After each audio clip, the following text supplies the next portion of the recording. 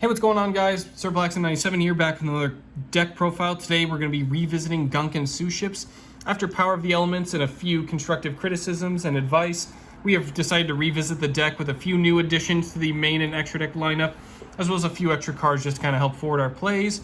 So without further ado, let's change up the recipe and revisit this 5-star course deck. Starting off with our extra deck, we have 2 copies of Akora class Dreadnought, Shirao class Carrier, and Uni class Super Dreadnought. What's cool about Gunkan Suship extra deck monsters is specific materials can help enhance and give out additional effects to them. With stuff like Akora class, if you have base Akora, you get to attack twice during the battle phase. With Shirao class, if you have Shirao attached to it, you get to add a Gunkan spell / trap. And Uni class, if he has Uni, you get to attack directly with it. I also have a few other passive effects, like having Gunkan Suship Shari's material. All of them get to draw 1 card when summoned. Or XE summon, excuse me. And then a few other big notable effects is Gunkan Suship Uni. During your main phase or your opponent's battle phase, you get to negate effects of their monsters up to the number of Gunkan extra deck monsters you control. This does not last until the end phase, so you get some permanent floodgate shenanigans going, which is really nice as it has decently high attack value, so you can beat over some monsters and negate effects while you're doing it. For our other extra decks, because we're running pretty much all level 4s, we'll be running a nice rank 4 toolbox.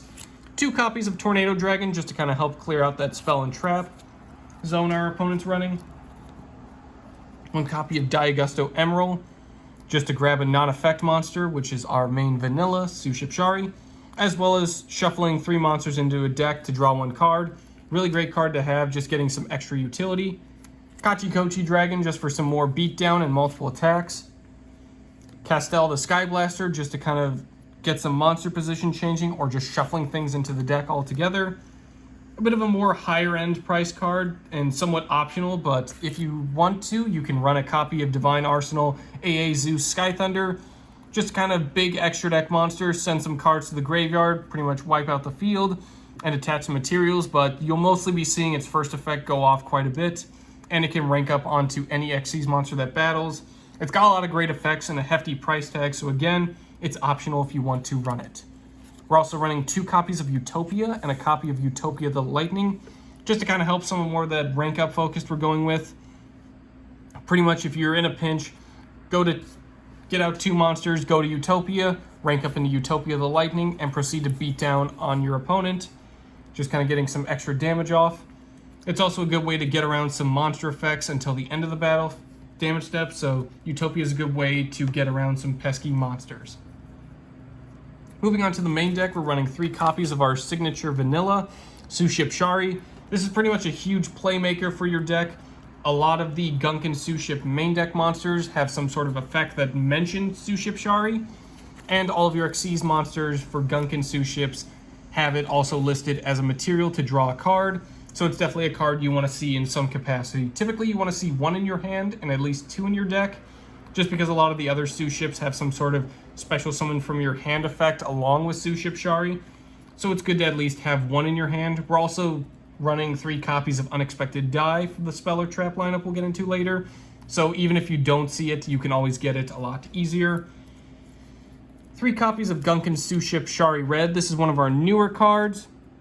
What's cool is it treats itself as Gunkan Suship Shari while in the hand deck, graveyard, or on the field. Kind of cool that it changed its name even in deck, so even if you're searching out a Gunkan Suship Shari, you can consider red for the application as well. Also has an effect to special summon a Gunkan monster from your deck, except Suship Shari, but you negate its effects, which is fine. A lot of the other Suship effects are built around special summons anyway, so it's not the end of the world that we're negating something like Uni or Shirao, but Uni does have some extra utility as well. Well, we can cover that later. But it's a nice way just to kind of get some Gunkan Suships out onto the field and continue your extra deck plays. Running 3 copies of Shirao. If you have a Shari or an Xyz monster that has it as material, special summon it. Just continue your plays. Also, what's cool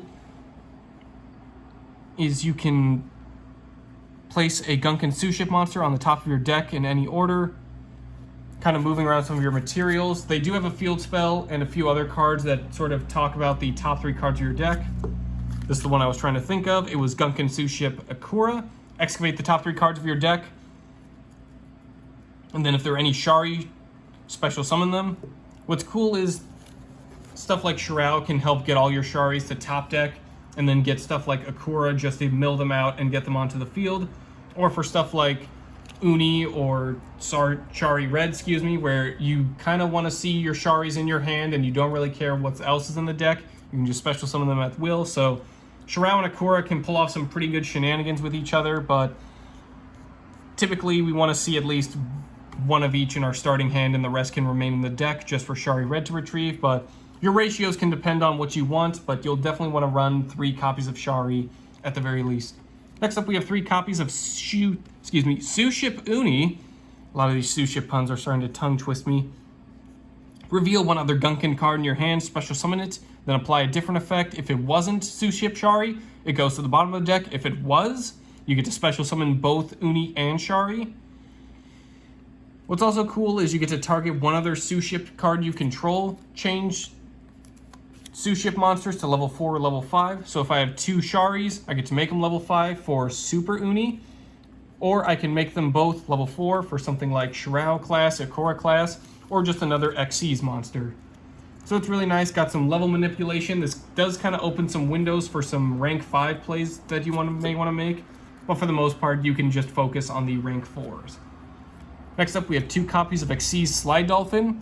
If it's in the hand and you Xyz summon, you can special summon it. If it's in the graveyard and you Xyz summon it, you can attach it as material, which is nice just to kind of help stuff like Zeus get more materials for its send 2 materials to send all other cards to the graveyard effect.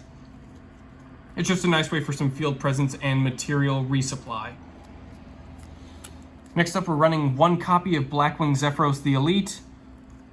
You can return a face-up card you control to the hand that includes their field spell that you can just activate, bounce it back for Zephyros, and then activate the field spell again. Once you special summon Zephyros, you take 400 damage, and that's a once per duel effect to special summon, but it's free material, it's free field presence, and its effect is not hard to pull off. 2 copies of Tenyi Spirit Mapura. We're running a lot of fire attributes, so the option to tech in something like Inferno is a good idea.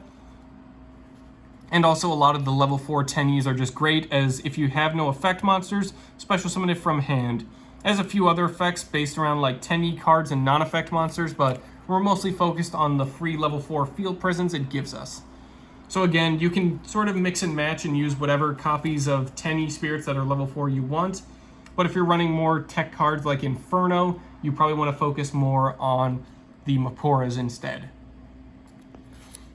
We're running 1 copy of YuGiOh, just a free special summon as well. You can also tribute it to target a face-up monster you control and give it 1,000 attack until the end of the turn. It also gives you 1,000 life points when it's special summoned. Nice little way just to recover some life points and keep you going, just so you can make more guaranteed comeback plays on the following turn if anything happens to your fleet. For draw power, running 2 copies of Pot of Desires. This card can move around resources pretty well, but if you really just need to get your combo started, a Pot of Desire, or even something like a Pot of Extravagance, can really help go the long way. 2 copies of Suship Yard Seaside Supper Spot. I got that one right at least. This one's really great. Really nice way to just cheat out some of your extra deck monsters, as you can use a Suship Shari and this card to go into an Xyz monster. And also, if you normal or special summon a Gunkan monster, you can move around some of the cards to the top of your deck, which kind of helps stuff like Shirao, Akura, kind of help make those plays a lot better. We're actually running 3 copies. It's up to you if you want to run 2. I typically run 3 just so I can see it a lot more often, and also, like I mentioned, that Zephyros self-bounce. It's always good to have. 1 copy of Raigeki, just to kind of clear out some of the field. For us, running 3 copies of Mystical Space Typhoon, just to kind of help out with Tornado Dragon, clearing up some of those spell and traps, just so we can attack and swing into our enemy's base with our fleet a lot more safely. 3 copies of Unexpected Die, just to get those Sharis out on turn 1, or even during our first turn. Monster Reborn, just to kind of help facilitate some extra effects and get some more field presence. Because we do get a lot of special summons, but sometimes you just run into 1 Slide Dolphin and 1 YuGiOh, and you just need a helping hand. We're also running 1 copy of Upstart Goblin. Not the end of the world to give our opponent 1,000 life points. We have stuff like YuGiOh to give that 1,000 attack, or stuff like Uni Class and Arsenal Zeus, just to kind of get some more high attack beatdown. So it's not the end of the world. We do get some draw power at the very least. Call by the Grave, just to kind of help mess around with some of our opponent's graveyard and some of their pesky monsters, and kind of counter some of those hand traps just to keep our fleet cruising along. 3 copies of Gunkan Suship Daily Special. This is a fantastic trap. This one I always know for sure to max out on 3. Basically, this is a non-once per turn. When it's activated, reveal 1 Suship Shari in your hand or 3 Gunkan monsters from your deck. Your opponent chooses one of them to add to your hand and shuffle the rest in the deck. But remember that Suship Shari we revealed in hand, if you reveal it, you get to choose the card you add, which is really cool. But it's a non-once per turn, so at the very least, if we have a bricked hand and we just have some generic monsters on the field, set 2 during our opponent's turn, activate both, and get 2 Suship monsters added to hand just to further our plays. Really great to pull off. A lot of fun. It also has a graveyard effect where you banish it, shuffle 3 Gunkan monsters from your graveyard into the deck to draw 1 card. It's a great way to just keep facilitating resources and keep you moving forward. Rounding out our spell and trap lineup, we have 1 copy of Red Reboot. Just a nice way to kind of negate some of those traps. We are destroying a lot of trap cards as well, but some of them do have some effects based around the graveyard or have some extra effects that we may not want to deal with at the moment. So at the very least, having Red Reboot around can help secure more negation and just kind of lock down that spell and trap zone for those Suships to move in for the kill. Moving on to our side deck, we have some premium higher price cards, but again, you can run some cheaper variants. We have 2 copies of F-Zero Utopic Future and an F-Zero Utopic Draco Future they can rank up to. Draco Future is a nice little negate. It's kind of like the King Regulus for the Suships. It's a great card that just ranks up over F-Zero, which uses 2 Xyz monsters that aren't numbers, but they have the same rank. We're running rank 4 Xyz monsters with a lot of non-number cards, so getting into F-Zero is not a big deal. And immediately ranking up into F-Zero is a pretty easy idea to do. Right now he's about $20 or closer to $60 or $70 for the collector's rare version. But again, if you don't want to focus on that price point, same with Zeus, you have plenty of other options. You can just go to run 3 copies of your Gunkan Suships if you prefer, or you can go into a lot of other rank 4s as well. There's tons of rank 4 monsters. You can pretty much just go wild with those. But if you do want to go a little bit more flashy and spend some extra money, you can go for the F-Zero and Arsenal Zeus. That'll do it for today's deck profile. Thank you very much for choosing to be a returning customer at the Suship restaurant. We hope you'll enjoy us as we cruise on to another victory. See you all next time.